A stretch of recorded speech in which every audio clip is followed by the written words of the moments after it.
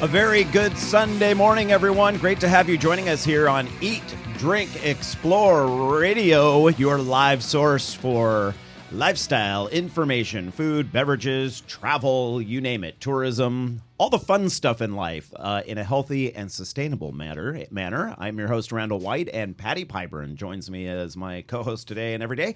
Good morning. Yes, Patty. This is our health and fitness segment, and this is also our Halloween special. So, since it is our Halloween special, we decided to focus a bit on the trick or treat portion of the holiday, specifically all the candy that's likely to enter your house over the next few weeks, or possibly your place of work. Mm-hmm. You know, everyone. I remember when I worked at KCOY with you, Patty. There's candy there now.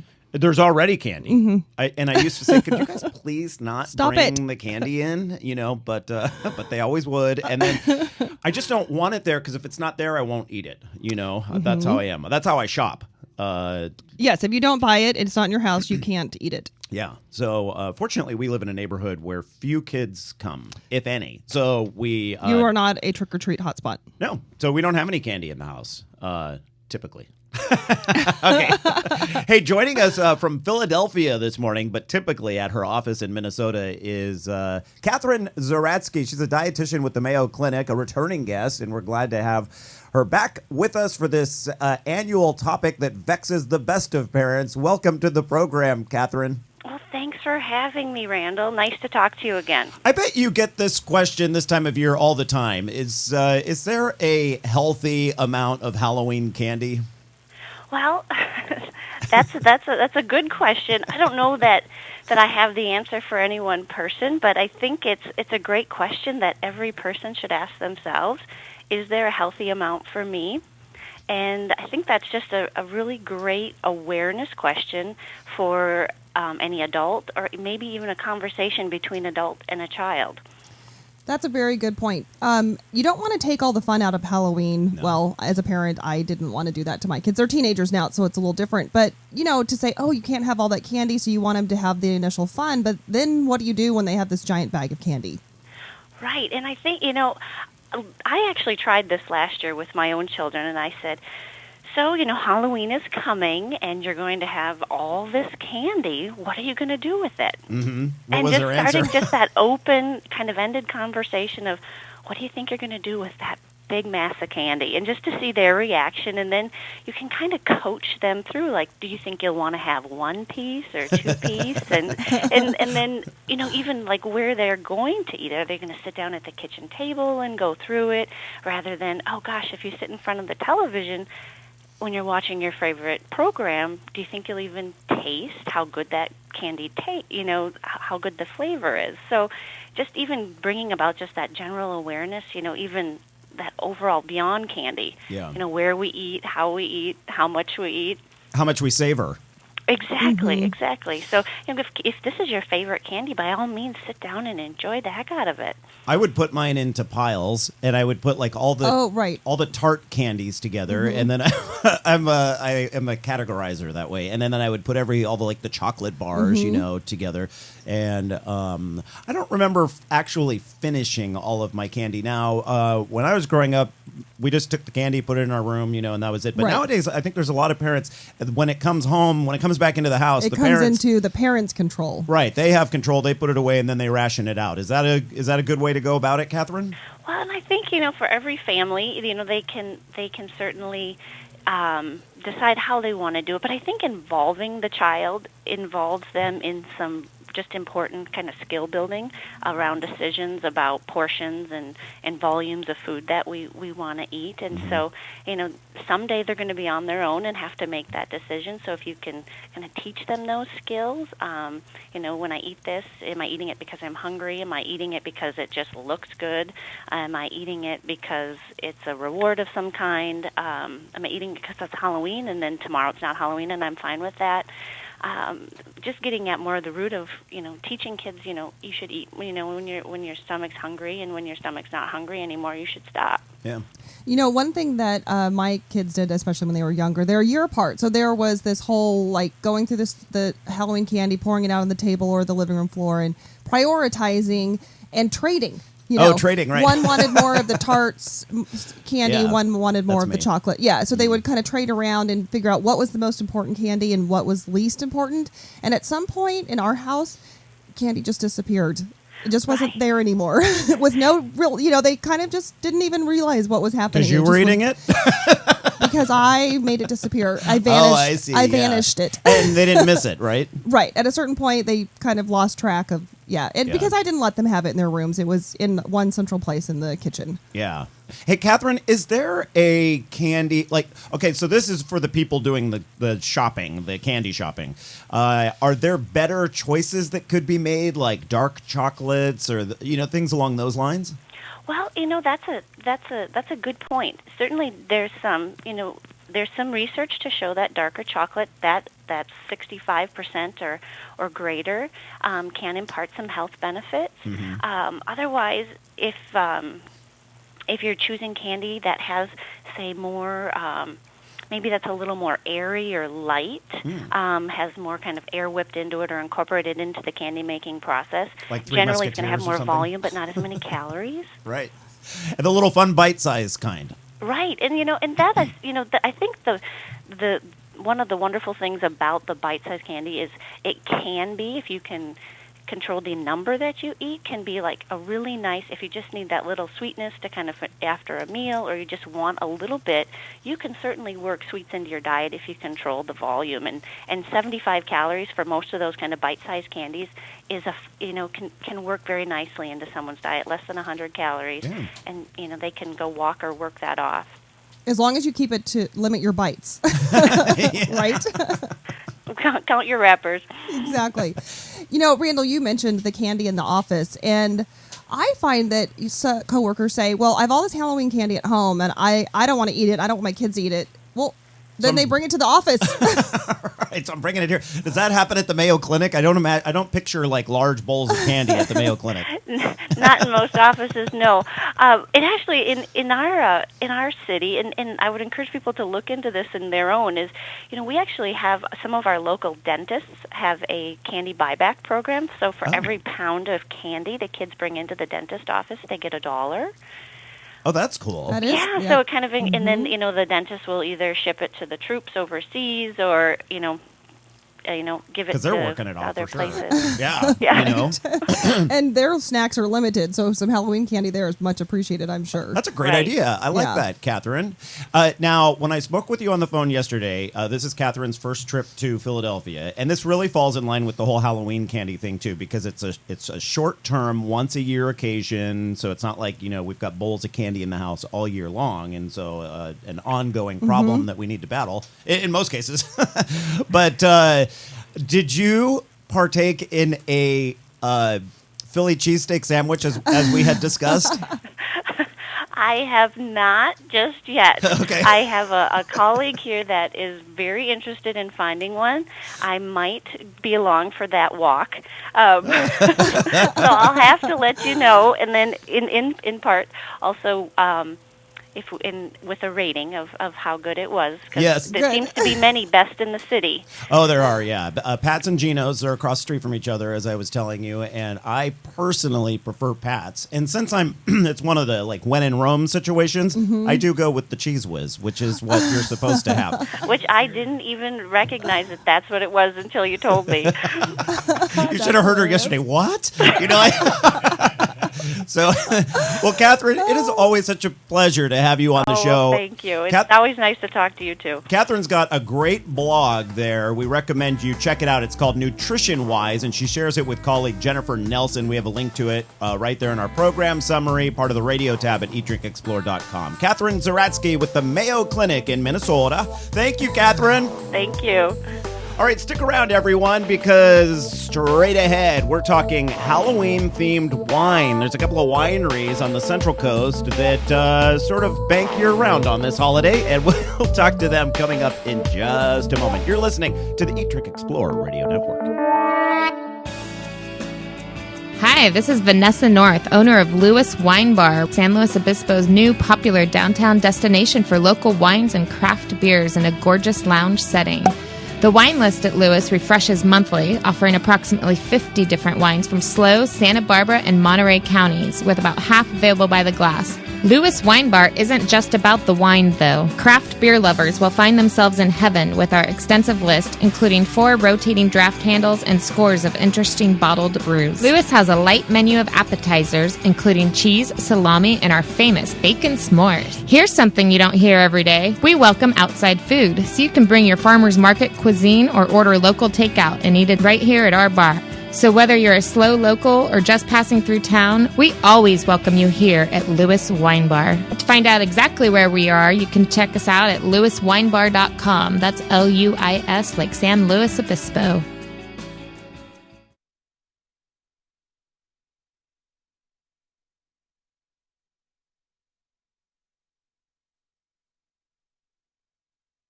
Hello, this is Julia Louis-Dreyfus, and I want to tell you about my new favorite discovery, Yosemite National Park. I recently went there with my husband and children, and we walked the trails to see the breathtaking waterfalls, admired the grand meadows, and giant sequoias. But the future of our national parks is uncertain. Many challenges face our parks today, from polluted air and water to development threats outside their borders and inadequate funding to protect our national heritage. That's why the National Parks Conservation Association recently completed a decade-long assessment of the challenges facing our national parks, along with proposed actions that will ensure our children and grandchildren will be able to enjoy the parks as we have.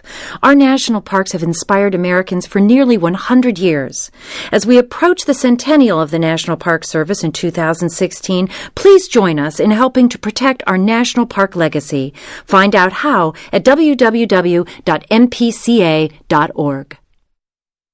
What if it wasn't always about getting ahead? What if you didn't care about being on the fast track? What if your career goals were to change? Instead of flying off to the big interview, what if you flew somewhere else altogether?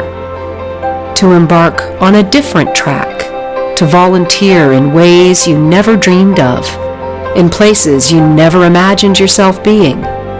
Like a tiny island in the Pacific, barely visible on a map, but where needs are easy to see. Or a village on the African continent, where just a little training in HIV awareness can change the fate of thousands. What if you decided to share your skills with others and help someone else get ahead? Peace Corps. Life is calling. How far will you go? To find out more, call 800-424-8580 or visit peacecorps.gov. Eat, Drink, Explore Media is your lifestyle information source. Our focus, food, wine, craft beer, travel, and tourism trends, with a slant towards sustainable and healthy options. Whether it's hot deals or tips for hotels and flights, an update on what's currently fresh at your local farmer's market, or the latest restaurant and beverage news, we've got you covered from 8 to 10 each and every Saturday morning. Live on Crush 92.5 in San Luis Obispo County and online at eatdrinkexplore.com. Also, check out our new free smartphone and tablet app. Simply search 3 words, Eat, Drink, Explore, either in Google Play on your Android device or in the App Store on your iPhone or iPad. This free app gives you access to contests, past radio segments, our Facebook and Twitter feeds, and you can watch live video of the radio broadcast while listening to it here on The Crush. Eat, Drink, Explore Media, your source for the lifestyle you love.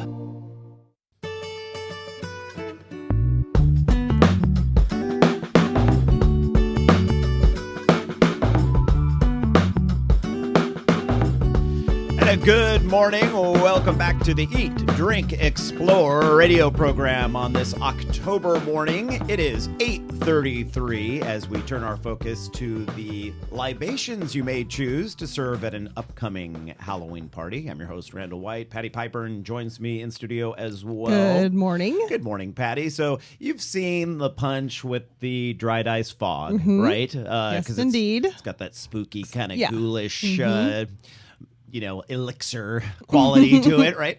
That's the standard drink for Halloween parties. Very Isn't common. I think so. And then bars have kind of taken up on that theme. Now you can get any drinks time of year. And things with little dry ice in them. Right, exactly. It's kind of fun. But what if you're more of a true Californian at heart and you want to serve up some good wine at your event?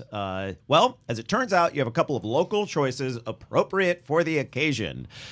Michael David Winery in the Lodi growing area has some very appropriately themed wines, including Seven Deadly Zins. Right, that's a clever one. Very clever. Sixth Sense Syrah. That's not an easy one to say 10 times fast, but I've tasted it, and it's not bad. Also, Incognito, perfect for those of us in costume. In fact, I think their logo has the mask, like the masquerade party sort of mask on it.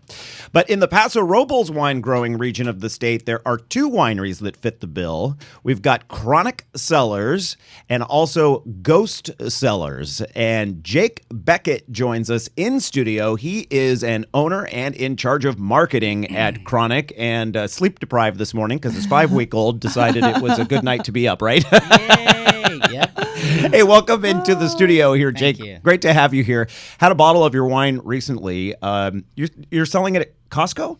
Yeah. We do, yeah. They brought us on, which is awesome. You know, getting into that role from early in the Chronic Cellars label was really killer opportunity, and every year they bring in a little bit and that doesn't do hurt. Really well with it. Nah, it's great. It's good exposure. They're now the number one wine retailer in the world. I believe they have been, for a while. In the U.S., they've been killing it for years. Yeah, they definitely can move some juice. They really can, and I've noticed that they tend to sell higher grade wines. You know, you don't typically see like the $2 chuck sort of thing there. No, they from the get go, it seems like started bringing in good premium quality wines a long time ago, whether it was in their wood box selection or on the floor and pallets. So it's a nice association. You know, when people say, "Oh, I saw your wine at Costco," it doesn't really have the same punch as I saw your wine at Walmart. You know. Yeah. No. Right now, I think people understand that the price is right because of the way they do their business. So they don't get really upset about that. You know, the other smaller retailers, they can still carry your brand, and people understand that Costco is close to wholesale, and that's why it's a club and why you get those great deals. Yeah. And you're being associated with quality brands. So being there, for me, I'm all over it. I love it. We got a bottle, I think it was around, what was it, like $9 or $10, Anthony? Seven something? Probably $9.99 was the least expensive they've done on the Purple Paradise. That's what it was, the Purple Paradise. And I think it's probably around $11.99 now. Yeah, it's very good, and it's one of those, it makes a good sort of everyday wine, like the one that you can have at the house and, serve with your meal. But it's more appropriate for this time of year. Yeah, we haven't been pigeonholed or anything like that, but we're definitely associated with, with our Day of the Dead theme with Halloween also. Yeah, here. you definitely have that kind of theme with the artwork on the bottles, which I think is really cool with the skull and all that. Right, and we have some pictures from your Day of the Dead party that Ricardo can show for the people watching us online right now. This looks like a really sort of opulent event. I mean, you put a lot of effort into this. It's good. We bring in Kramer Entertainment, which is a local company out of San Luis here. We light up the entire barrel room. We have photo booths, and if you like to dance, it's the party to be at. We got about 5 hours of just getting down and dancing in the barrel room, but it's all you can eat: tacos al pastor, sangria, beer, wine, of course, tons of wine. Now, Day of the Dead is November 1st. Is that when you hold it? No, it's October 27th. Okay. It's still got to be the weekend. It's got to fit on a weekend. Yeah. And it needs to be, well, we have children now, so it needs to be at a time when we can still do Halloween with our kids, or else I'll get in a lot of trouble. Now, we have listeners in San Jose, Santa Cruz, Monterey, all the way down into Santa Barbara County. Where are you located for those people? Well, in California, we're distributed here on the Central Coast and San Diego, and that's pretty much it. I've gone direct to a couple of retailers up in San Francisco and down towards the LA area. But other than that, we're distributed from Hawaii to Georgia. Wow. And I just opened up Japan, and I've been in China for 2 years. But just small amounts, just to get it out there, and sort of spread the love. So. And to visit the tasting room, you're on Lake Nacimiento Road? 2020 Nacimiento Lake Drive. There we go. I think. Yeah. Lake Road, Lake Drive. Either way, head out towards the lake. You're going to see us on the right about 3.5 miles out. Well, we also want to welcome to the program right now James Cooper. He is the owner at Ghost Cellars and joins us on the phone right now from New York. Good morning to you, sir. Hey, good morning, guys. How's everything going? It's Going well. We've got that beautiful California weather here, and that is probably my first question for you. You're based in New York. How did you end up starting a winery in California, and specifically in the Paso region? Great question. I graduated from the University of Florida and had an opportunity to come out and work in technology in the 90s, and the wine bug bit, and when it bit hard. And started to make friends in the wine business, and then one thing led to another. While work, unfortunately, brought me back to New York, the wine roots and the affliction had already taken, and started the winery in Paso in 2009. And we had fallen in love with the area. I'm sure as Jake and the folks know, Paso offers some really unique things, from a climate and a terroir perspective, and it just, it's a great place. It's awesome. It brings us back every chance we get, and love being a part of the community. So I have a question for you. How'd you come up with the name Ghost Cellars? What's that all about? Great question. First off, Patty, happy belated birthday to you. Thank you. But we really struggled with the name. We tried everything under the sun imaginable, and it's interesting. The vineyard that we get our grapes from has an old dining car way out in the middle of nowhere. And to make a long story short, this boxcar was a speakeasy back, way back when alcohol was illegal. And Ghost Winery is a winery that existed before Prohibition, and they had to shut it down, but the facility still exists, and some of these have been fixed up over the years. Chateau Montelena is one up in Napa, and so we thought this is a nice way for us to kind of tip our hat to the history of the area, the region, of winemaking. And so it's not a ghost winery, but it's Ghost Cellars. And as you guys alluded, having a ghost and being associated with Halloween and everything else is not bad. It's a nice little mix. Now, your wine is single vineyard, limited production. If somebody wanted a bottle or two to serve in the coming weeks, how would they go about making that happen? Or is it at this point they just couldn't do it? They'd have to plan for years ahead. Yeah, we do it a little bit differently. When we started off, we had a lot of friends that were like, "Hey, we'd like to buy the wine. We're ready." And you're like, "Guys, it takes months and months in barrel." But the interesting part, with winemaking is once it goes into barrel, you have an understanding of what you'll have to sell. And so once it goes into barrel, we wait about 12 months, and then we allow folks to buy it. Even though we keep it in barrel for another 12, we say, listen, we have an idea. We're going to make about 300 cases, and, we open it up, make it available to, folks on our website, folks on our mailing list. And so we've actually just released, or should I say just, allowed folks to buy the 2011 vintage, which is awesome. We're just really excited about it. And we'll ship it sometime about this time next year once the heat passes, and that's where we are. And so what sort of grapes are you growing?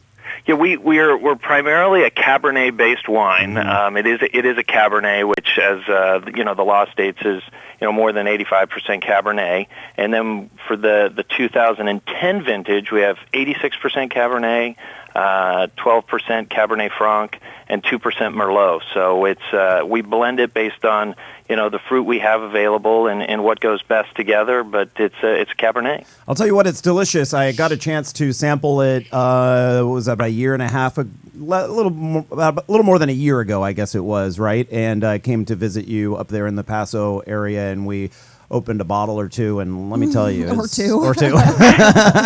it was really delicious. And if you're watching online right now, you see some of the video from that trip.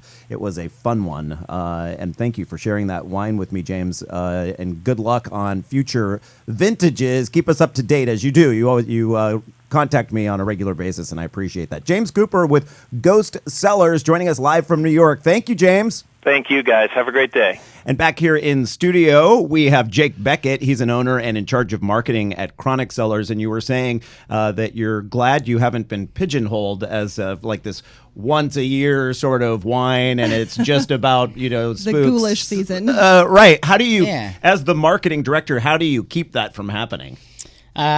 in this case, by having really good wines, and we have a pretty dynamic portfolio of labels too. They're all sort of our edgy style, and we knew, it was a risk when we launched it and came out with it. Yeah, how did you come up with the idea to go this route? Because typically wineries like to have this sort of chateau, and something a little more sophisticated, and this seems to have an appeal for maybe a fun. Yeah, no, we definitely. My goal was I did national sales and marketing for the last 12 years for my parents' company, Peachy Canyon Winery. Peachy, yeah. That's our family brand. That's more that sophisticated kind of elegant, and really geared towards an already established consumer base. Yeah. What I saw through sales and marketing, and what I learned from my dad and mom at that company was that it's really competitive, and there's a lot of different wines and a lot of different labels, and you got to sort of almost like compel people to buy it. Give them a good reason.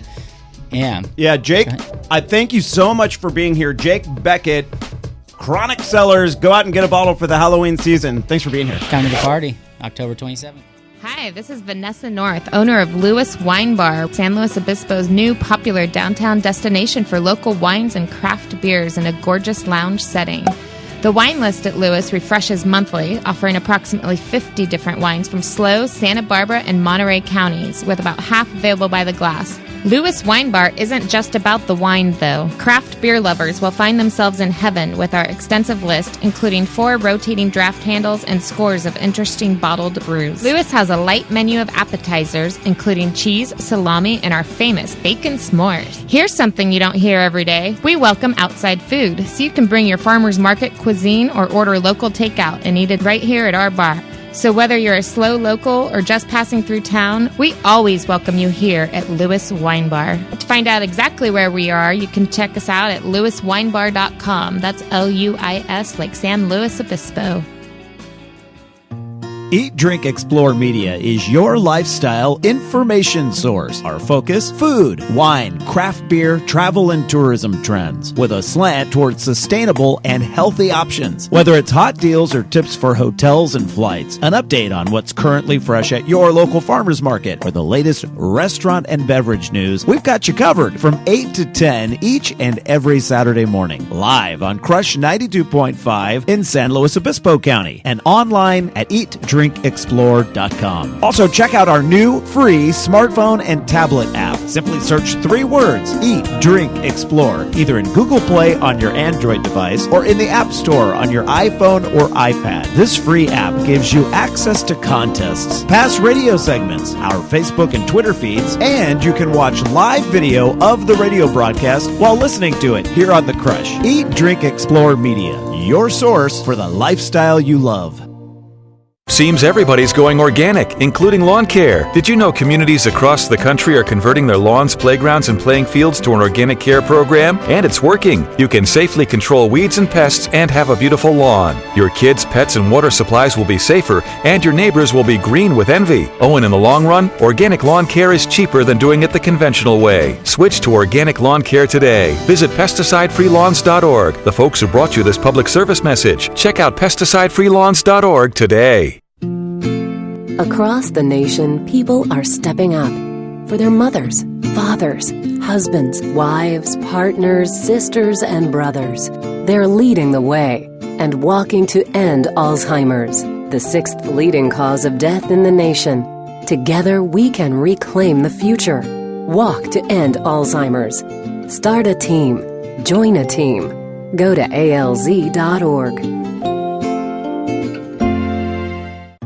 Eat, Drink, Explore Media is your lifestyle information source. Our focus, food, wine, craft beer, travel, and tourism trends, with a slant towards sustainable and healthy options. Whether it's hot deals or tips for hotels and flights, an update on what's currently fresh at your local farmer's market, or the latest restaurant and beverage news, we've got you covered from 8 to 10 each and every Saturday morning. Live on Crush 92.5 in San Luis Obispo County, and online at Eat, Drink, eatdrinkexplore.com. Also, check out our new free smartphone and tablet app. Simply search 3 words, Eat, Drink, Explore, either in Google Play on your Android device or in the App Store on your iPhone or iPad. This free app gives you access to contests, past radio segments, our Facebook and Twitter feeds, and you can watch live video of the radio broadcast while listening to it here on The Crush. Eat, Drink, Explore Media, your source for the lifestyle you love.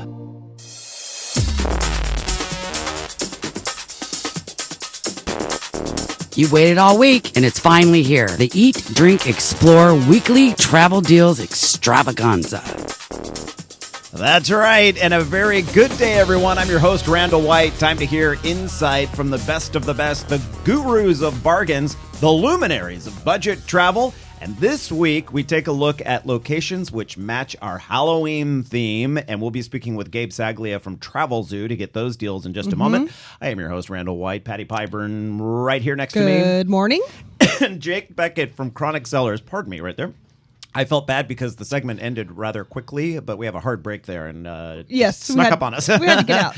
But during the commercial break, he was telling us that before they called it Chronic Cellars, which was his brother's Josh's idea. He's the head winemaker there. Turns out that was a good idea. It was a really good idea. Originally, they were going to call it Stupid Name Winery.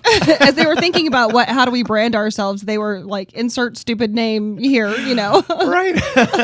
So I think that's sort of funny, and he's got a great sense of humor. I feel bad for him because he really was up all night because he has a 5-week-old daughter. Sounded like a crazy morning at his house. Yeah. And then the cat brought in a bird. The little boys were all alarmed about the bird. Mom's trying to deal with the 5-week-old baby, and he has to leave for a radio appearance. Right. So this is our travel deals segment, and one of the great things about travel this time of year is you can get really great deals because it's before the really busy holiday travel season and after the busy summer season. But this is off. What's great about some places, though, depending on where you're going, can be some of the best weather. It can be. And in fact, I just posted something on our Twitter feed about that because a top 10 list came out. Reuters published it, but I forget where they got the information exactly. And it was a top 10 cities in the United States, top 10 destinations. And this is based on like air travel ticket purchases and all that sort of thing throughout the U.S. where people are going. California was not on that top 10 at all. And I thought, well, that is the best kept secret then, our weather in October. Right. This is a great time to be able to enjoy places around California with the good weather. And, Arizona is one of those places where it starts to be nice, tolerable, right? Tolerable weather, and you can get some good deals. Well, Gabe Saglia is on the line right now, and he joins us to talk about some of those go-to places, specifically ones that might have a haunt going on. Gabe, welcome to the program. How are you? These are ghost two places. Yeah, ghost two. and most of these are here in the beautiful state of California. It's interesting hearing you talk about these popular destinations. Figures just came out for summer travel, and you know where the highest hotel rates were across the country, even higher than New York? San Francisco. We're in San Francisco. Wow. And that's because, during the summer months, a place like San Francisco becomes extremely popular. Rates went way up. Occupancy rates were up. So San Francisco was 1. New York, as you would imagine, number 2. Oahu, number 3. The cheapest hotel rates nationwide were found in Orlando. And that's because now with the kids back in school, we start to see some great availability and deals out there. Anyway, I digress. But hey, let's talk about the Paso Robles Inn. I didn't realize there was a bit of a haunt history there. Yeah, Paso Robles Inn. This is a great old historic hotel dating back to 1889. A story goes there was a night clerk there back in 1940 who rang the alarm, evacuated the guests when a fire broke out. Everybody got out except J.H. Emsley. And rumor has it that this night clerk who passed away during this fire after he saved everybody still roams the halls of the Paso Robles Inn, particularly room 1007. From where the front desk has received many sort of a phone call when the room has been empty. So, interesting place to visit in the heart of Central California wine country. Rates usually start at about $99 a night. And if you travel during the Halloween season, because it's middle of the week this month, this particular year, you'll find some of the lower rates. Yeah, so Halloween night. Request room 1007. If you want a Yes, spooky if you night. dare, if you dare. Okay, I've been to the Groveland Hotel. That's on the way to Yosemite, and there's something Yeah. about it that does say I'm haunted. Yeah, well, the Groveland Hotel, I've actually had a couple of really neat conversations with the folks who own this hotel. AAA three-diamond property, 30 minutes outside of Yosemite. So room 15 is the one you want to ask for here. There's a guy by the name of Lyle who presumably used to live there, worked in the gold mines, and would stay at this hotel while he worked the gold mines. Passed away, but apparently still remains there in his favorite room, number 15. He was a neat freak. So what happens is people who stay in this room, if you leave your cosmetics on the dresser, he'll move them into the bathroom. If you leave stuff scattered around, people have come back to the room to find things neatened up. And I talked to the woman who owns this hotel. She's like, I do not go in there and move stuff around, but guests keep telling me that stuff they've left sort of scattered around is all neat and in its place when they come back. And that's Lyle. That's the ghost Lyle there, and just kind of an interesting. I love story. it. They believe that he's there, and they embrace the fact that he's one of their permanent residents. I love that as a ghost, he can still have a penchant for wine because he's always hanging out in the wine He cellar. owns the wine cellar. Yeah, that's one of his favorite places. That'll be my That's where I ghost. want to hang out after the fact. Yeah. I love it. Okay, that's great, Gabe. So how about Southern California? Yeah, well, the Queen Mary, obviously the Queen Mary, a very famous ship, was a transport vessel for Allied troops during the Second World War. Became a transatlantic cruise liner for a couple of decades. Now it's a hotel anchored off the shores of Long Beach. But boy, there are tons of stories here on this ship, as you can imagine. Apparently more than 200 ghosts. How do they have room for the permanently guests? on the Queen Mary Hotel. Lots of knocking down in the machine rooms. There was a machine room operator who died. He got trapped in between door 13 down in the machine room closed. Guys who work on the ship now, as they cross that door, a lot of stories about weird sounds and sensations, and particularly there. And then at the pool, people have reported, hey, there's people dressed in period swimwear.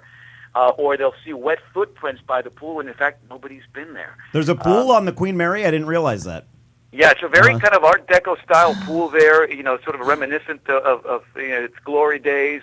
But again, there's one story about a young girl apparently dressed in like 1930s, 1940s, older fashioned sort of swimwear that's been seen around a lot of herds sort of frolicking in the pool. And then you look, and in fact, she's not there. Nobody's there. Wow. An interesting story there. Yeah, interesting that the machine room was door 13, where the the screams are Door heard. 13, yeah. Door 13. Well, we only creepy. have time for one more, Gabe, and that'll take us to San Diego. Yeah, and this is famous, the Hotel del Coronado. Now, it's interesting. This is a luxury property, 5-star hotel there in San Diego, right on the beach. And they actually embrace the story of Kate Morgan, who was there. She was awaiting her lover on Thanksgiving night back in 1892. He never showed. She took her own life. And now the ghost of Kate Morgan it has been reportedly seen in room 3372 on the shores of the beach there in San Diego. There have been books written. There's a gift shop there where you can find memorabilia in honor of Kate Morgan. Not every hotel, particularly a high-end hotel like this, always embraces this idea that perhaps one of the rooms or the grounds may be haunted, but these guys do. Yeah. And particularly this time of year, you'll start to see packages pop up that might include, copies of the book of Kate Morgan, or will show you kind of like, where she presumably likes to stroll the grounds. But room 3372, if you dare, at the Hotel Del. All right, Gabe Saglia with Travel Zoo. Great options. You had some more that you sent us that we didn't have time to get to, so we'll post those all online with a link to Travel Zoo, of course. Gabe, thanks for joining us today. Thanks, guys. Hey, stick around, everyone. Ghost is our word for the next hour, and we'll check out another property in San Diego that's haunted. I've been there and stayed in the room. Ooh, yeah. Okay, can't wait to hear about that. You're listening to the Eat, Drink, Explore Radio Network on this Sunday morning. Great to have you with us.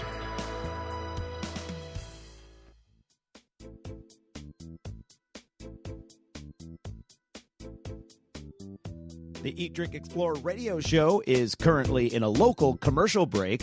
We will be back shortly.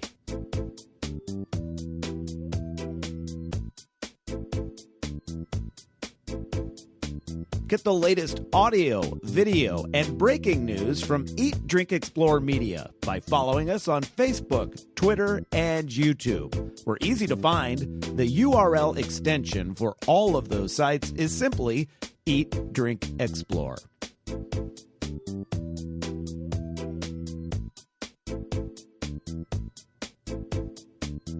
Thank you for your patience. The Eat, Drink, Explore radio show is currently in a local commercial break and will be back on the air shortly.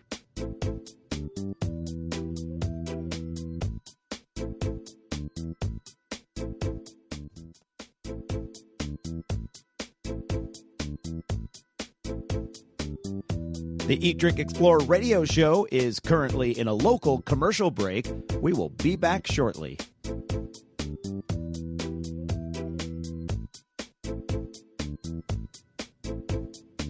Get the latest audio, video, and breaking news from Eat, Drink, Explore Media by following us on Facebook, Twitter, and YouTube. We're easy to find. The URL extension for all of those sites is simply Eat, Drink, Explore.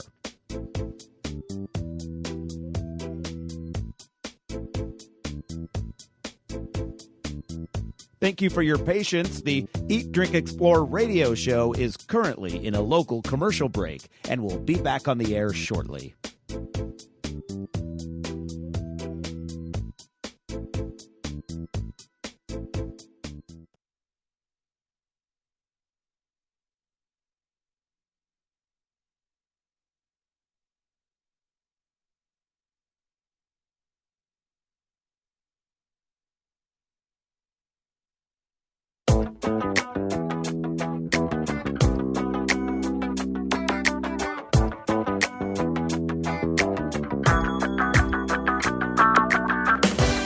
You're listening to the Eat, Drink, Explore Radio Network. Now here's the host of our show, Mr. Randall White.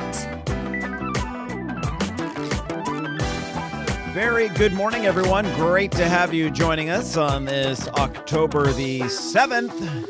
It is 9 o'clock straight up right now, and a very good morning to our Crush audience, Crush 92.5 in lovely San Luis Obispo. That's where we broadcast live from each and every Sunday morning. I'm your host, Randall White, joined by the talented and beautiful Patty Pyburn. You catch her on the news each and every weekday morning at KCOY.com, well, that's their website, KCOY.com, but KCOY CBS 12, right? Good morning, Indeed. Patty. Good morning, Randall, and everyone out there listening to us on this lovely Sunday. Yes, and so one place that I've always wanted to try here on... Oh, wait, before I get to that, I want to let you know that this hour of Eat, Drink, Explore Radio is brought to you by the fine folks at Eberly Winery in Paso Robles, open daily from 10 in the morning, which is an hour from now, until 6 o'clock in the afternoon. Complimentary wine tasting. You don't find that very often anymore. And cave tours on top of it. Voted by Wine Spectator as one of the best tours on the entire Central Coast. Eberly Winery is located on Highway 46 East. That is in Paso Robles. For exact directions, or if you just have a question or two, you can log on to eberlywinery.com. That's EBERLE winery.com. Now, what I was just about to say before I realized that I did need to mention that is that one place that I've always wanted to try is the Cass House in, do you say Cayucos or Cayucas? I say Cayucas. Yeah. I don't know why I say Cayucos, and I know that's not the standard, but that's how I say it. Anyway, the Cass House in Cayucas. And our good friend Anthony Renaro, who also operates the soundboard over here to my left, is in fact, Ricardo, for people watching online, if we show the studio cam, Anthony can give a wave to the camera up in the corner. We repainted a portion of the room, so we moved the camera around. And now Anthony can be seen right there. At any rate, a couple of Anthony's clients took him to dinner at the Cass House last night, and he gives it like a raving 2 thumbs up. Said the portion, more thumbs if he had them. Yeah, said the portions just keep coming. There are more small plates, but lots of variety, lots of choices. Yeah, by the time you're done, you're like, I'm full. But I was just looking at the list here, and they've got local. Everything's local, And but here's one. I don't know if I could do this or not. Wild snail tortellini. Yeah, but local. It was good. Local. Excellent. Local wild snail. I guess, yeah. I've got some in my yard they can help me with. But no, everything on the list looks fantastic. Local rabbit, cheese tasting, warm apple pie. I'm gaining weight reading this menu. It sounds fantastic, yeah. So, yeah, Anthony says the portions are small enough that you don't gain weight. So I don't know if that works or not. You know how there's places in the area where you live that you know it's a great spot? You think one day. One day I'm going to go there. But when is that going to happen? I just haven't been to the Cass House yet, but I plan on going there. It's one of those go-to spots that I need to hit up at some point. All right, Patty, so we don't have much time to talk about this, but people are waking up this morning to the highest gas prices ever for the state of California. Yes, it's so true. In fact, what I'd like to point out is that the lowest average gas price right now in the Central Valley in Modesto of $4.49 a gallon was what we were paying a few weeks back, and people were just, screaming. Distraught. I can't believe how high it is. Now that's our lowest California price, highest price, Randall, right here where we are, San Luis Obispo County, Surprise. $4.74. And no one listening right now on Crush 92.5 is surprised by that.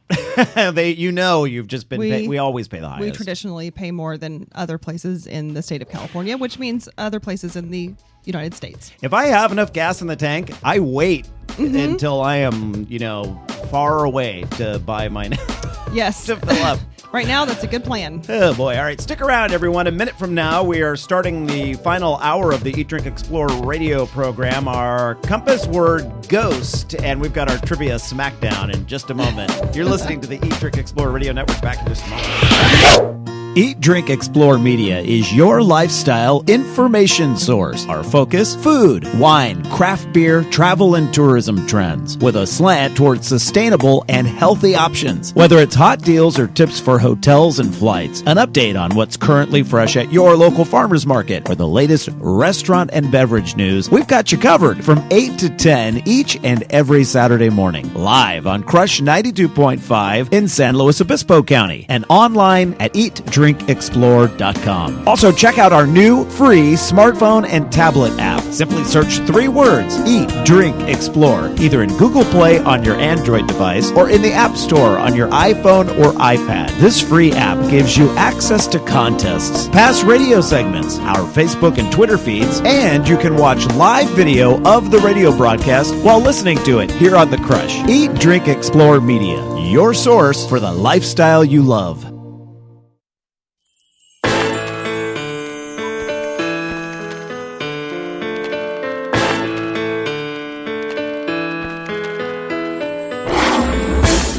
You're listening to the Eat, Drink, Explore Radio Network, live every Sunday with the very latest food, beverage, and travel trends. Fabulous. Now here's the host of our show, Mr. Randall White.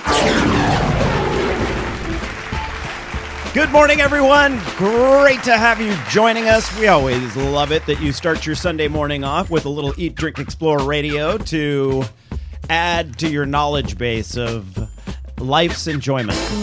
Of eating, drinking, and exploring. That's right. I'm your host, Randall White. That's the lovely and talented Patty Pyburn chiming in there. Always physically off to my right over there. And, each week we do bring you current information on food, beverages, travel trends, so you can get the most out of your leisure time, And so this is our Compass Hour. It's the second hour of the show, and this is where we take one word that we call the compass word, and then all of our guests are somehow connected to that word. That word is our guide. It is our guide, and ghost is the word today. And so based on that word, we're taking you to a Prohibition-era distillery on the California coast. Very cool. Thought to be haunted. Nowadays, though, they just serve up some great food and great views. And we love the spokeswoman there. She's fantastic. I've sat down and had a really good meal there, chatted with her a bit. And so we'll talk about the local resident ghost at this location. And then we'll head down to Old San Diego. It's a state park. It's sort of... It almost feels like a theme park, but in reality, it is what it is. You're walking through it, and you feel like you're walking through Disneyland, but it's not Disneyland. It's the real deal. It's old San Diego, and there's a hotel there called the Cosmopolitan, and I've stayed in the room that is supposed to. There's a more haunted room, but I stayed in the less haunted one. I took the less haunted room. We'll talk a bit about that. Very as well. cool. And then finally, we head up to the eastern slope of the Sierra Nevada, where California's official ghost town is being preserved, to show you what life was like as California was being settled. And let me tell you, it wasn't all day spas and freeways. It was not pretty rough and tumble.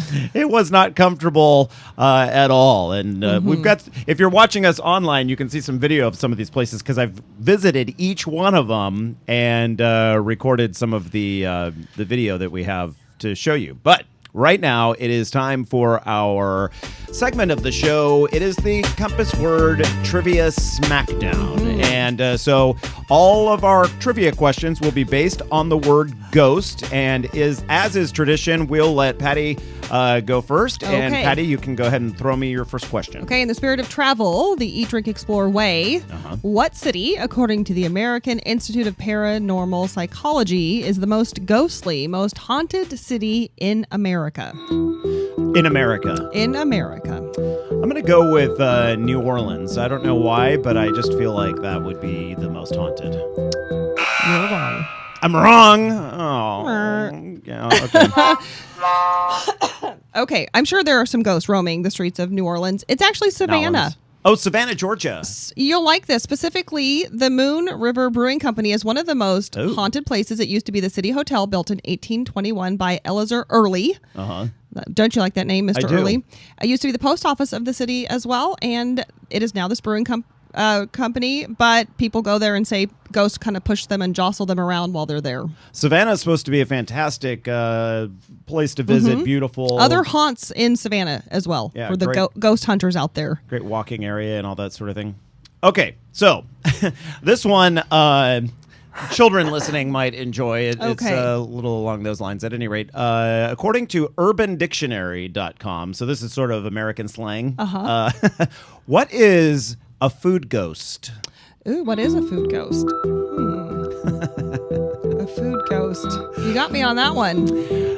You're not going to be able to go with it? All right, so we're going to give you the... Sorry, Patty. You didn't even have an answer to deserve that. But, okay, so it's past gas. I kind of thought maybe, but then I was like, no, Randall wouldn't go there. And then you went there. This is the example that they give. They said, you look like you've smelt a food ghost. And then the person responding says, yeah, I think it was curry in a past life. Yeah. So sorry. Okay. On with the next question. Awkward. Now people will be using that today, though. Oh, gosh. Okay. It's my turn. Yes. What famous tourist destination and ghostly haunted spot is known as the town Too Tough to Die? Too Tough to Die. Tombstone, Arizona? It is. It is? It is. Aha, we get to use the bell for the first time in a long time. Yes, it is. The Birdcage was a bar and brothel there, referred to by the New York Times in 1882 as the wildest, wickedest night spot between Basin Street and Barbary Coast. I love it. And the Barbary Coast was San Francisco. Yes, and so now, supposedly, there's quite a few ghosts roaming that town, including that brothel. It's still there, and apparently lots of ghosts or prostitutes are hanging out there still. Okay. Those are the ghosts that are there, that we're told. I'm going to clean it up now. I don't have any more along the lines of my last one, but according to Rotten Tomatoes, .com. That's the movie website. Yep. In the movie Ghost, what food is Molly? That's Demi Moore's character, Demi Moore's. What food is Molly preparing the first time she's contacted by Oda Mae? That's Whoopi Goldberg's character. What food is she preparing? Pasta. What? Did I get it right? You know what? Yes. It's pasta sauce. Yeah. Yeah.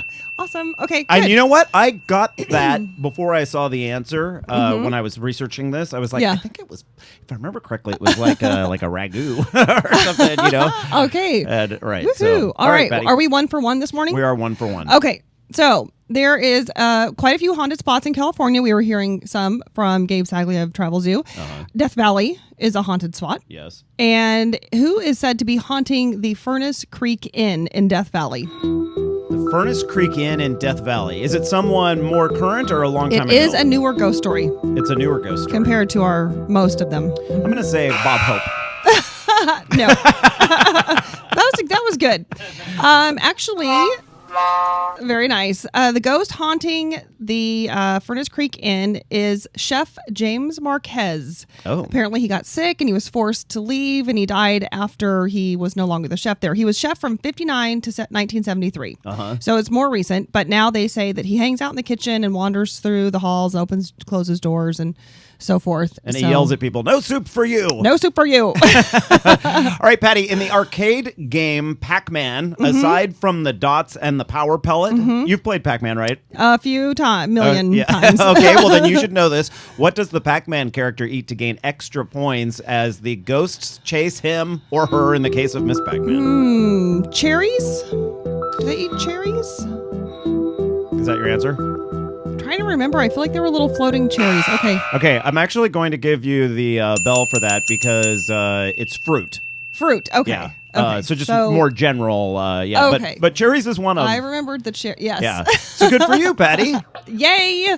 I was a Miss Pac-Man fanatic. Oh yeah. As a teenager. I loved it as well. Hey, stick around, everyone, because we have lots of guests, lots of Compass Word guests coming up, and right after the break, we are headed to Old Town San Diego, a hotel I've stayed at, and I got to tell you, it's an awesome spot, haunted or not. The Cosmopolitan Hotel. Right after this break.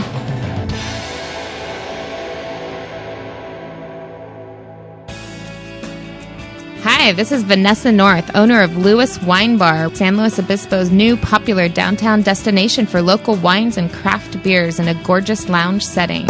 The wine list at Lewis refreshes monthly, offering approximately 50 different wines from SLO, Santa Barbara, and Monterey counties, with about half available by the glass. Lewis Wine Bar isn't just about the wine, though. Craft beer lovers will find themselves in heaven with our extensive list, including 4 rotating draft handles and scores of interesting bottled brews. Lewis has a light menu of appetizers, including cheese, salami, and our famous bacon s'mores. Here's something you don't hear every day. We welcome outside food, so you can bring your farmer's market cuisine or order local takeout and eat it right here at our bar. So whether you're a slow local or just passing through town, we always welcome you here at Lewis Wine Bar. To find out exactly where we are, you can check us out at lewiswinebar.com. That's L-U-I-S, like San Luis Obispo.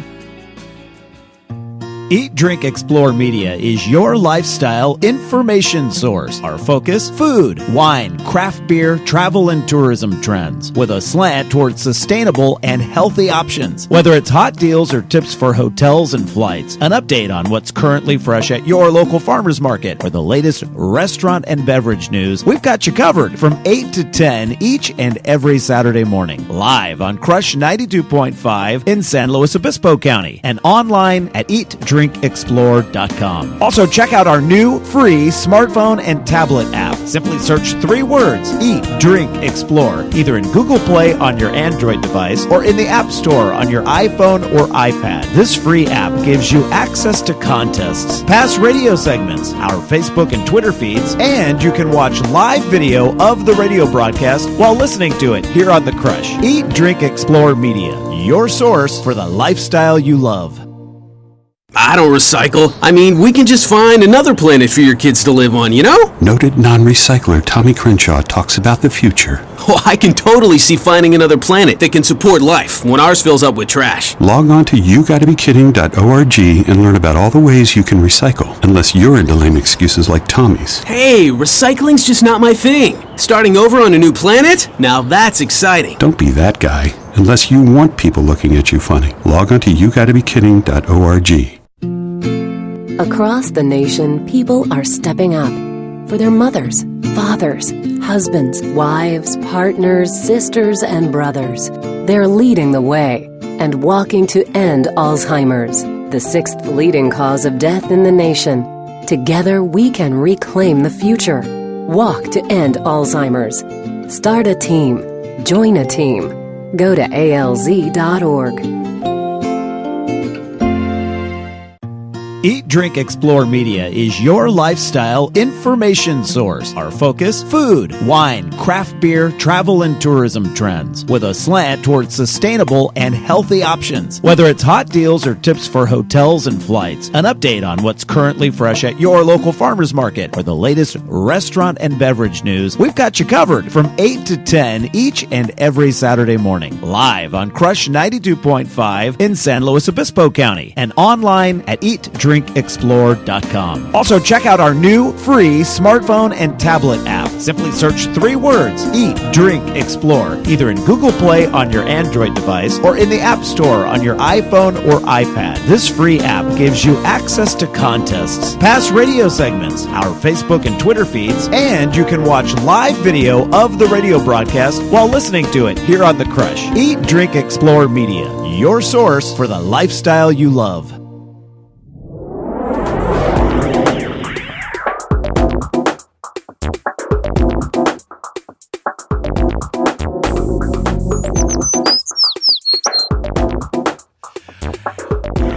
Good morning, everyone. 9:19 the time. Welcome back to the Eat, Drink, Explore radio program. This is hopefully how you start your morning each and every Sunday.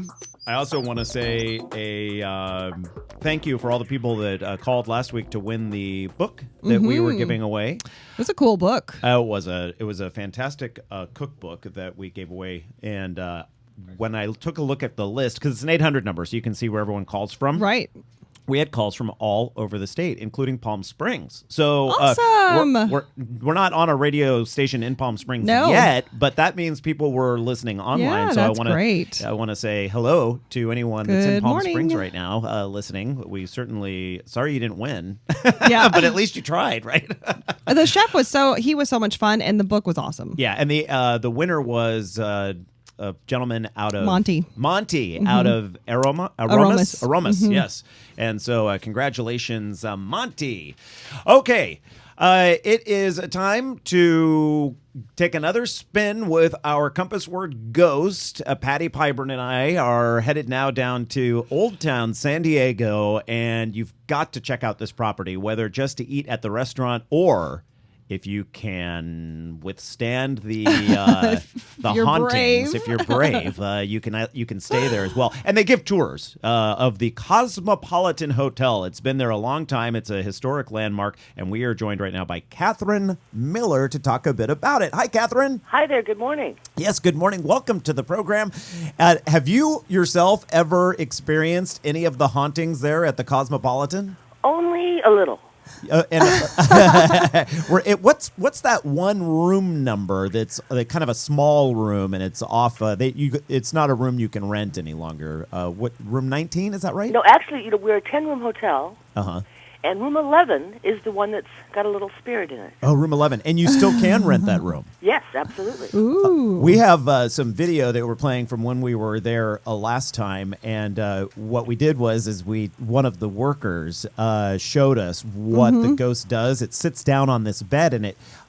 makes it like an indentation? Yes, makes an indent on the... And the people cleaning the room will have just made the bed. And then they turn around and it's got this indentation and they felt the ghost come in and sit down on the bed sort of thing. And so we sort of reenacted it. And we did that with another stretch of the hotel too. So if you're watching online, you can see this sort of... A fun reenactment of the ghost story. She just sat down. If you're watching right now, she just sat down. So Catherine, is that what you experienced? No, it's not. But I will tell you that in room 11, we have these guest journals. People write their experiences and notes and things. There seems to be a ghost cat as well in room 11. Oh, really? So we haven't quite figured that one out yet, but it comes up again and again in the journal. We're not quite sure. That's the kind of pet to have. No feeding. You don't have to hire someone to watch it while you're gone. We can't figure out if you're allergic to cats, if you're allergic to ghost cats as well. We're not sure how that works exactly. Catherine, how long has the Cosmopolitan Hotel been around and operating as a hotel? Well, it was first, the hotel aspect of our property was built in 1869. And it operated as a hotel for 30 years back in that period of time. Through the years, it became lots of different things, but we've since been open since July of 2010. We've reopened, and the hotel has been totally restored to where it was back in 1869. I love that. You actually peeled away some of the, because layer after layer of different wallpapers and stuff and paints were put on, and you guys peeled all that back and brought it back to its originality. Well, it's more than wallpapers. There were facades put on the building, etc. So all those facades and plaster came off, and underneath all of that was the original building. Wow. And 80% of it was still intact. It was really quite incredible. So now it's restored back to its authentic, original look. I'm curious, going back to the ghost story, do we know who the woman is? Who is the ghost? We believe we do. We think it's Isadora Bandini, Juan Bandini's daughter. And, she loved the place. She grew up there. It was her family home. After her father died, the building was sold to the Seeleys, and they built the hotel up top. But she would come back and stay at the hotel. Oh. So she was friends with them, and so I think she just liked it so much she just didn't want to leave. Yeah, she grew up there and then visited, in her later years and stayed at the hotel. Why not? Why leave? It's a great place, right? Right. And so you're situated right there on the square in Old Town, it's a California State Historic Park, right? It is, and our building is on the National Registry. Our building was first built in 1827. So there's a very long history and very varied story about what's happened on our property. We're sort of the gem of the park. We dominate the square. We're the largest structure in the park. Now, you've had a number of ghost hunters and even like the Travel Channel and some of those different organizations that come in and use their high-tech equipment to check for the presence of... The ghost hunters, right? Yeah. Yes. And how has that turned out? Like, did they verify and say, yeah, there is a spirit here? Yes, absolutely. They did. And actually, every time that there's a show by the Ghost Adventures that airs, people flock in the door. Isn't that funny? Because we were just talking with Gabe Zaglia with Travel Zoo. Right there near you is Hotel Del Coronado, which is haunted as well. Some places embrace the fact that they have a ghost, like you do and the Hotel Del. Others, want to keep it kind of secret. Yeah, that's I tell you, it's just a little haunted. That one's just a little. Just a slight haunting. Now, you're a restaurant as well. Ever any unusual clinking and clanging going on in the restaurant area? No, not really. We've got the only clanking is going on is people enjoying great meals. We've got a wonderful chef, Andrew Saslow, and I think he keeps all the spirits out of the kitchen. But there's plenty of spirits going to the tables. I'll tell you that much, because I had a mimosa with our brunch there, and I will give it a thumbs up. That was a delicious meal, and you sat out on the patio. You have a what do you call that? It's a garden courtyard. Garden courtyard, yeah, in the middle, and it's fantastic. So yeah, that's a good point to make, though. Beyond the ghostly experience that someone might be attracted to see at the hotel, what else can people expect at your place? Well, we've got, because we only have 10 rooms, everyone gets very personal service. In the morning, we serve hot scones, fresh-made jams, and a continental breakfast right outside your door. It's just really a lovely experience. And because we're the only hotel in Old Town State Park, basically the park is yours after hours. It's true. And the place sort of empties out, and then in the evening you can walk around, and up the road there's some haunted area as well, right? An old graveyard or something? There's the cemetery up the road. There's the Whaley House. I mean, there's quite a few sites that are identified as being spirited. Yes, it's a great location to go for Halloween if you want to kind of keep with that whole spirit, or any time of year. Really, it is fantastic. The other thing that you have there at the Cosmopolitan that I think is nice is free tours. People can just hop on board, right? Yes, and we love telling the story of the place. It's an interesting story, and the property is beautiful, so we love showing people around. And so, do you find that around the Halloween time of year, it's harder to book a room at the Cosmo? Yes. It's some rooms. Especially room 11 especially. Yes, I can that makes imagine sense. So. We stayed in that corner room, which was, I think it was like the master suite. The Seeley Suite. Yes, That is an amazing room. I did not experience any ghost hauntings, though, which I'm perfectly okay with. That's a magnificent room. Fireplace, sitting room. It's lovely. Yeah, and in some of the rooms they have like big copper tubs and I was looking at the pictures. Great. What a great property. It really is a fantastic property. Well, my best to you and everyone there, Catherine. I really appreciate you being on the show. Catherine Miller with the Cosmopolitan Hotel in Old Town, San Diego. If you've been to San Diego many times and you've skipped the Old Town area, put it on your list because it really does show you a bit of California's ranchero history. So, Catherine, thank you. Thank you very much.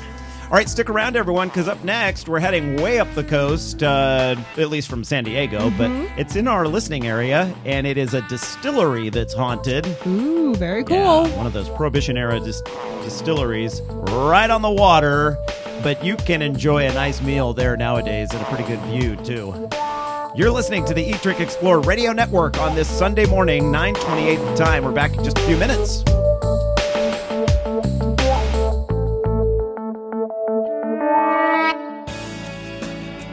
Hi, this is Vanessa North, owner of Lewis Wine Bar, San Luis Obispo's new popular downtown destination for local wines and craft beers in a gorgeous lounge setting.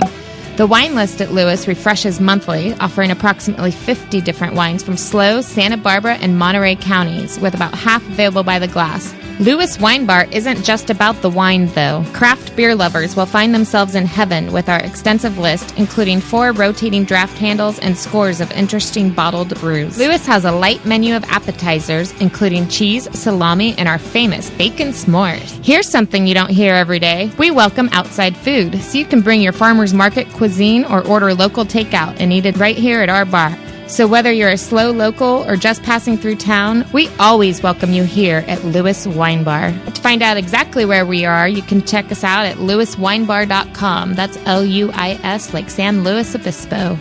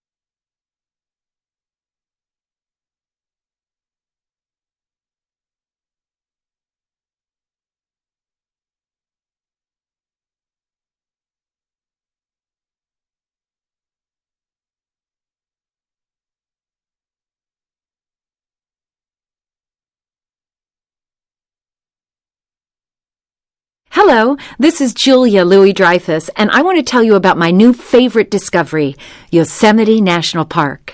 I recently went there with my husband and children, and we walked the trails to see the breathtaking waterfalls, admired the grand meadows, and giant sequoias. But the future of our national parks is uncertain. Many challenges face our parks today, from polluted air and water to development threats outside their borders and inadequate funding to protect our national heritage.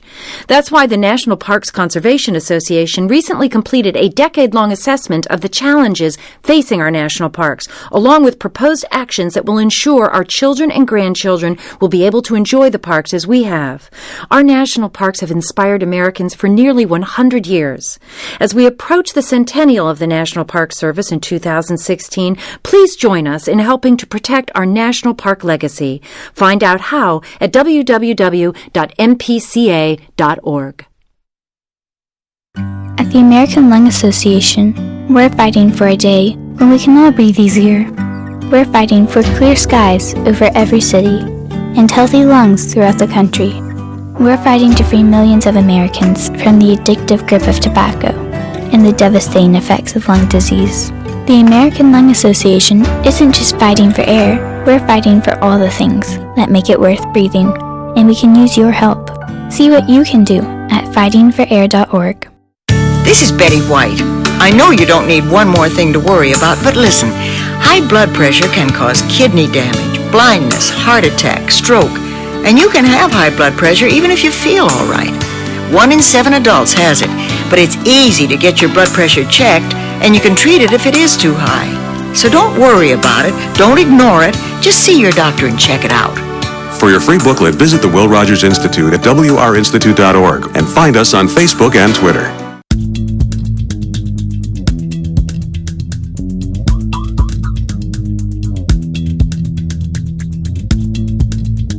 Welcome back to the Eat, Drink, Explore radio network. Here now is your fabulous host, Mr. Randall White.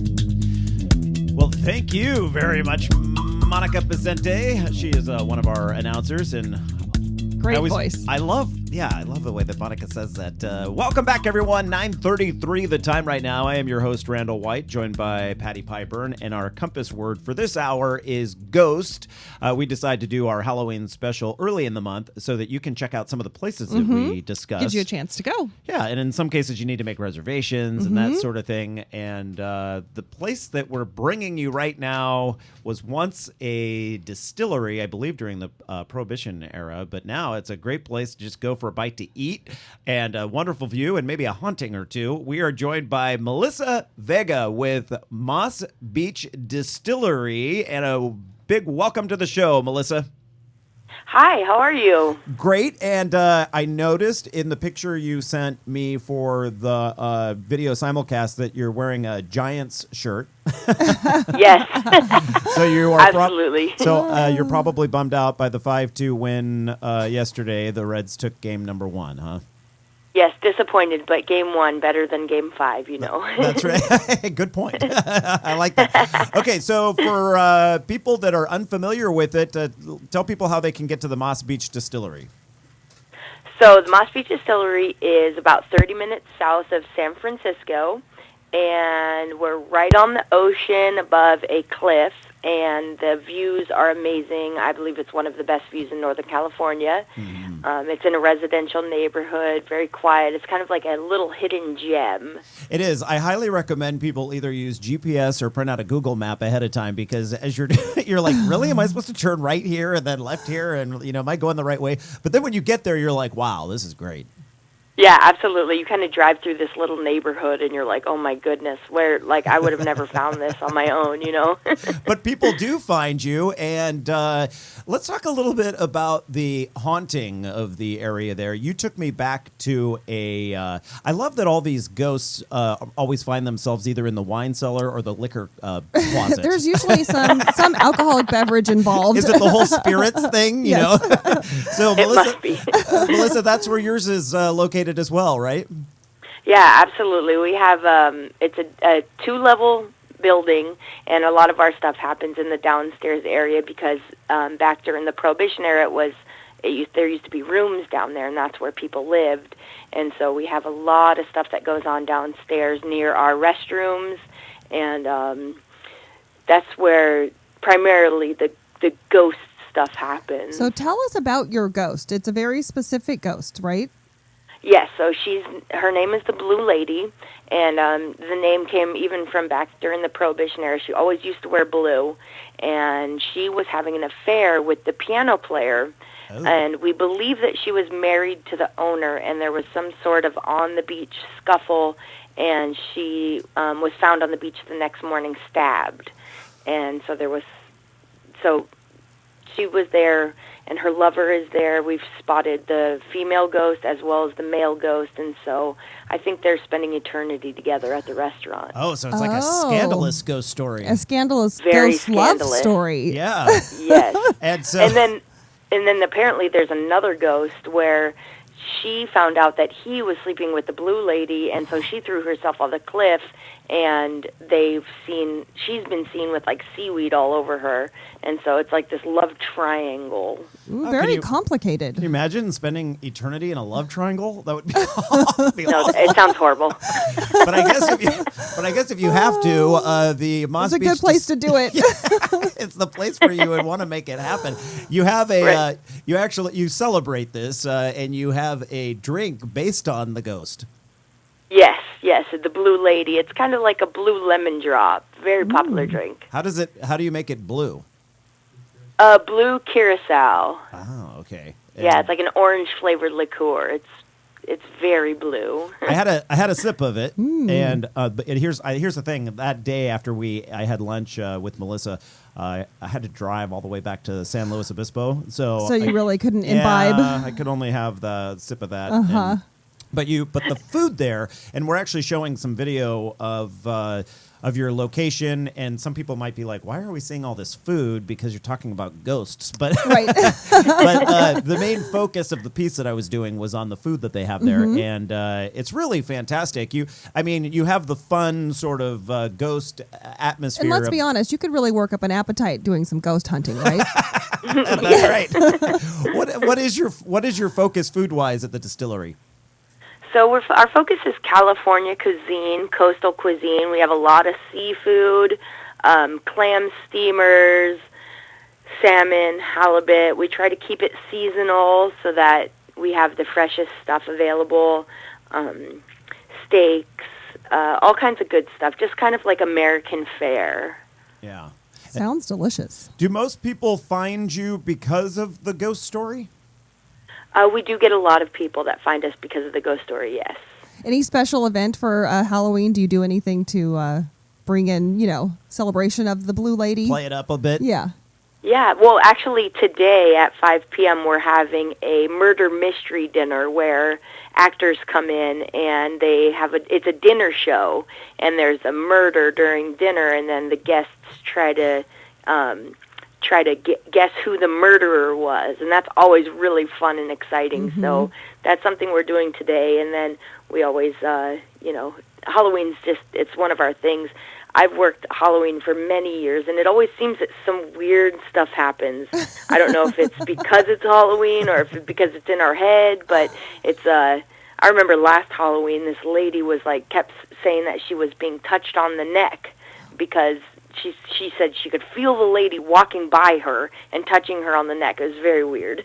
That is weird. Yeah, spooky. Yeah. Now, I have managed restaurants, Melissa, and I know that as a manager like you are, somebody's got to lock up the place. I mean, it's not a Denny's that's open 24 hours. So at some point, the doors have to be closed and someone has to be the last person to leave. Has that ever been you?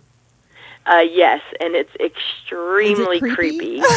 Yes, it's very creepy. I always tell people, it's all about the energy when it comes to ghosts. And at the end of the night, when the energy's really still, you can feel that there's something there, and it's not really okay sometimes because it's very.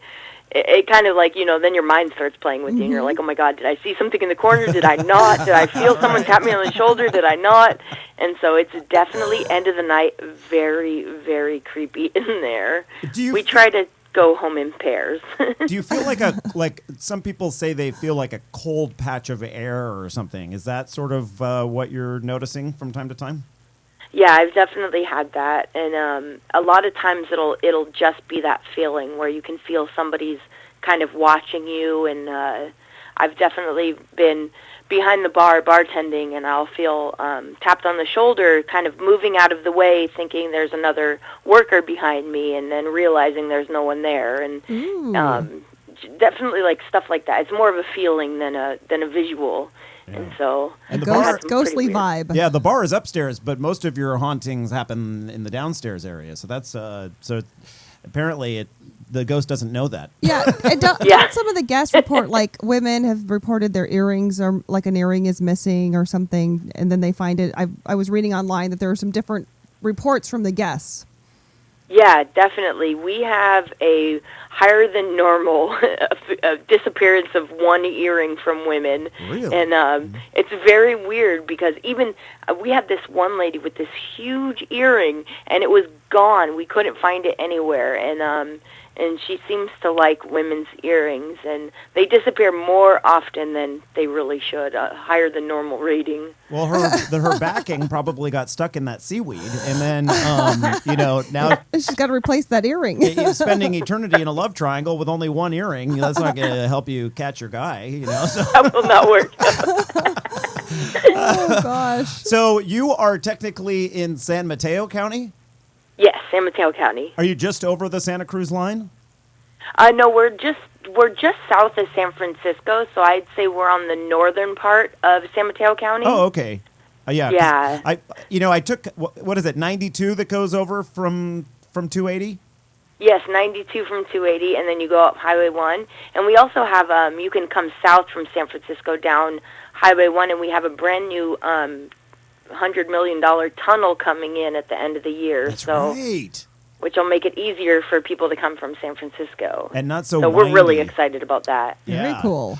Because that's the Devil's Slide area, I believe, right? Is where that tunnel Yeah, went? exactly. Yeah, Devil's It sounds Slide to go see a scarier than it ghost.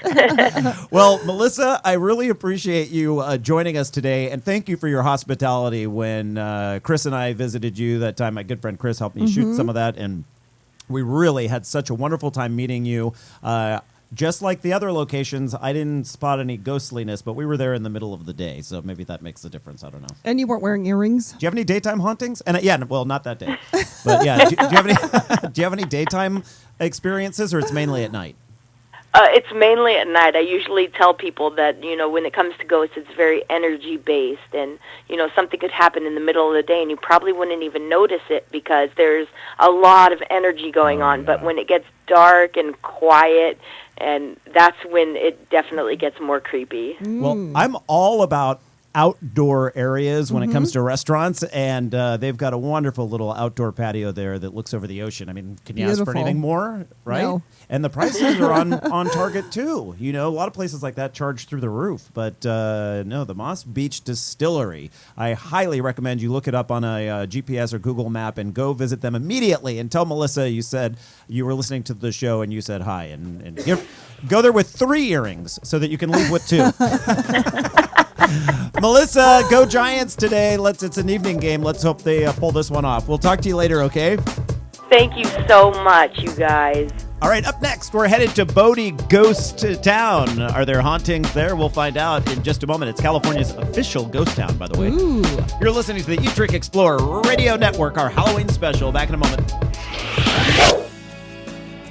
Hi, this is Vanessa North, owner of Lewis Wine Bar, San Luis Obispo's new popular downtown destination for local wines and craft beers in a gorgeous lounge setting. The wine list at Lewis refreshes monthly, offering approximately 50 different wines from SLO, Santa Barbara, and Monterey counties, with about half available by the glass. Lewis Wine Bar isn't just about the wine, though. Craft beer lovers will find themselves in heaven with our extensive list, including 4 rotating draft handles and scores of interesting bottled brews. Lewis has a light menu of appetizers, including cheese, salami, and our famous bacon s'mores. Here's something you don't hear every day. We welcome outside food, so you can bring your farmer's market cuisine or order local takeout and eat it right here at our bar. So whether you're a slow local or just passing through town, we always welcome you here at Lewis Wine Bar. To find out exactly where we are, you can check us out at lewiswinebar.com. That's L-U-I-S, like San Luis Obispo.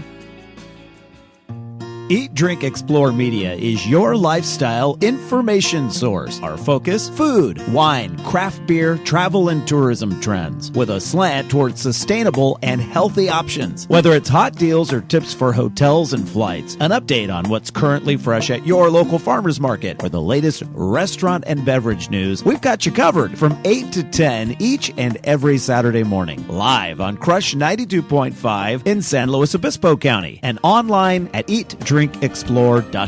Also, check out our new free smartphone and tablet app. Simply search 3 words, Eat, Drink, Explore, either in Google Play on your Android device or in the App Store on your iPhone or iPad. This free app gives you access to contests, past radio segments, our Facebook and Twitter feeds, and you can watch live video of the radio broadcast while listening to it here on The Crush. Eat, Drink, Explore Media, your source for the lifestyle you love.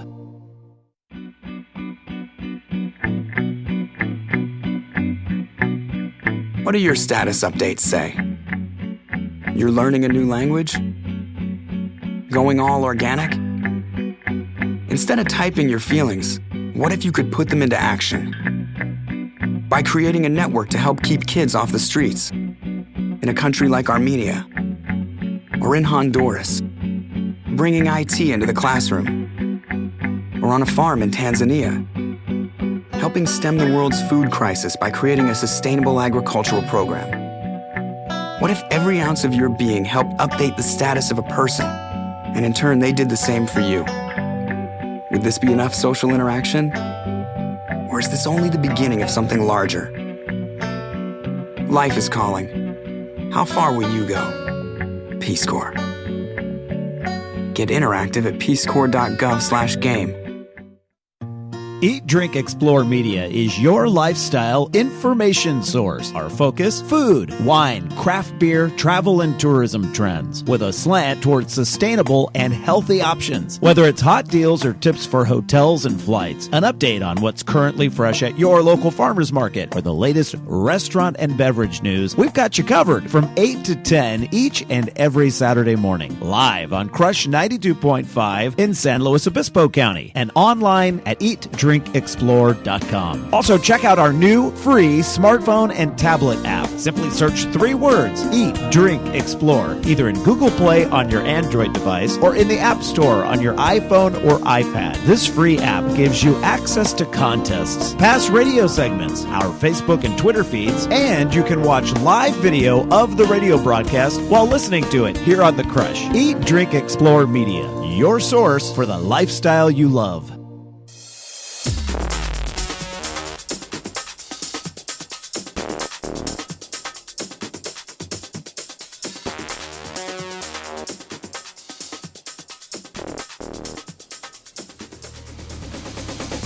Good Sunday morning, 9:49 the time. I'm your host, Randall White, here at Eat, Drink, Explore Radio. We come to you live each and every weekend, and certainly hope you start your Sundays off with us so that you need to know how to plan your fun time, your downtime, your leisure time, which is so important to all of us. We don't get enough of it, most of us anyway. Patty Pyburn joins me right now, as she does every morning. And so far this hour, we've had lots of spooky places on because our compass word is ghost. Mm-hmm. But the word ghost does not always indicate like a spirit roaming around. There is a place called Bodie Ghost Town in the eastern slope of the Sierra Nevada.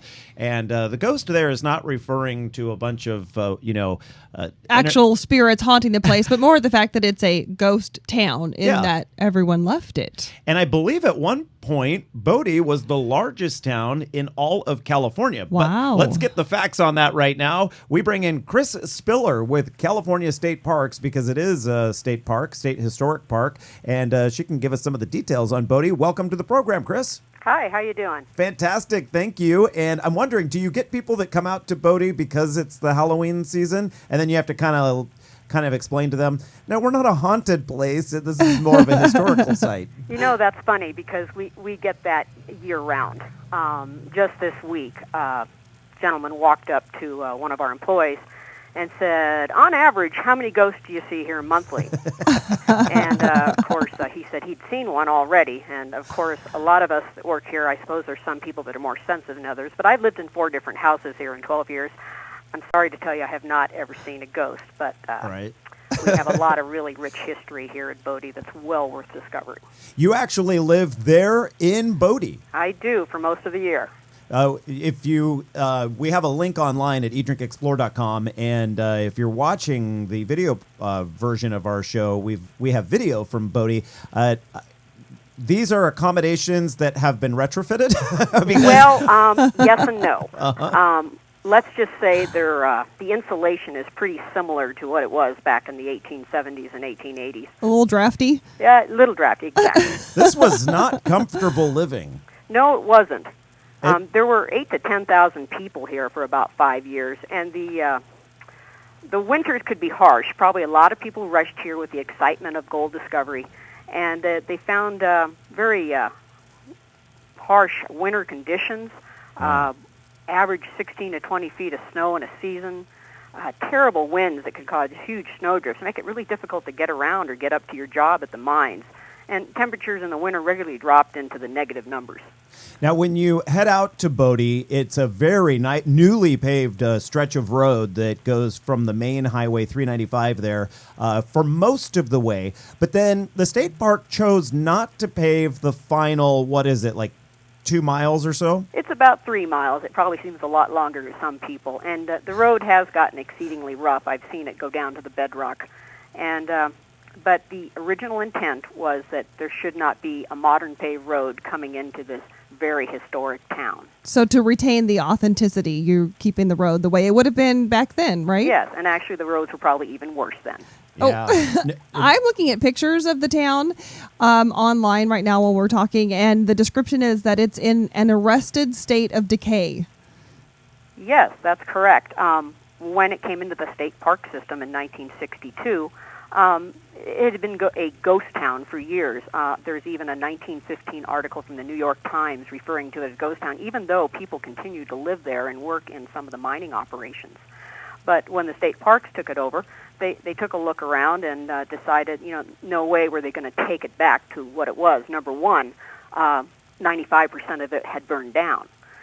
When you come to Bodie, if you're looking at those pictures, you're only seeing 5% of what was here. There were 2,000 buildings there. Wow. Main Street was a mile long. So the intent of arrested decay is to not modernize, restore the buildings, but to keep them as they appeared when it became a park.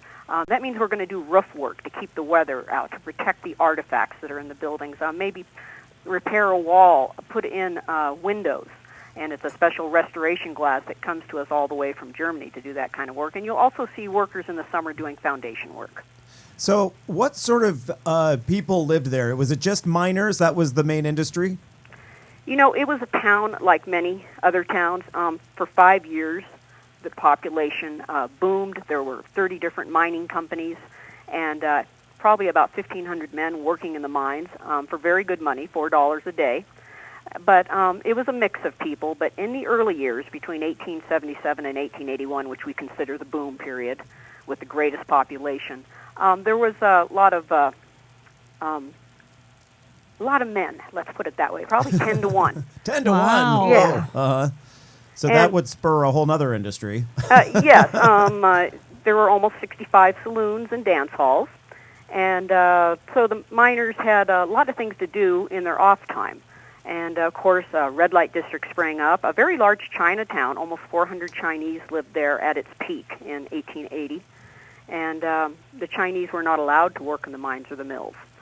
They were discriminated against as they were across the West.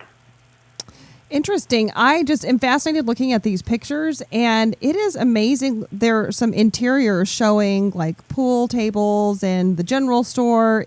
It is really a look back in time. It is. It's a great experience to wander through town, and you have some of the buildings open where people can go inside. Yes, just a few of them.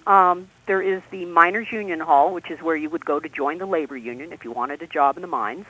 And that is our museum, and the museum actually predates the park. It was started by a member of the family that actually owned the property before State Park did. And we also have a small wagon display in a building we call the County Barn near the museum. And there's another house that you can walk partially into on the Green Street, which is where most people enter the park. You know what's exciting is that some of the visitors there find out sometimes when they're there that they are related to people who lived in Bodie at the time. And that happened during my visit. There were some people visiting from back east who were related to a little girl. I think she was called the Angel or something. And she has a tombstone out in there's a cemetery there right as you get into town.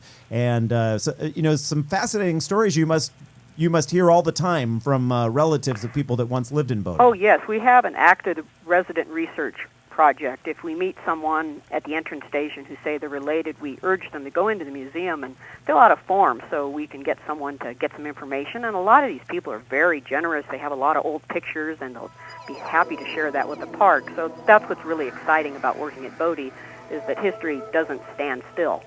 It's always evolving. Chris, what's the elevation there? Almost 8,400 feet. Yeah, so It's way up there, a bit cold to go in the wintertime, but I highly recommend taking the 395 corridor in the summer and give yourself time to pull off and experience a full day there because it's worth it. It's a fun spot. Bodie State Historic Park. Chris Spiller, thank you so much for joining us. Oh, you're certainly welcome. And that has been our ghost episode, our Halloween spooktacular. Fun. So you can plan the next month ahead. Stick around, everyone. Next week, we've got some fantastic guests already lined up. You've been listening to the Eat, Drink, Explore radio program. If you missed any of our segments today, look for them online or through our free Apple and Android apps. Catch you back right here next week.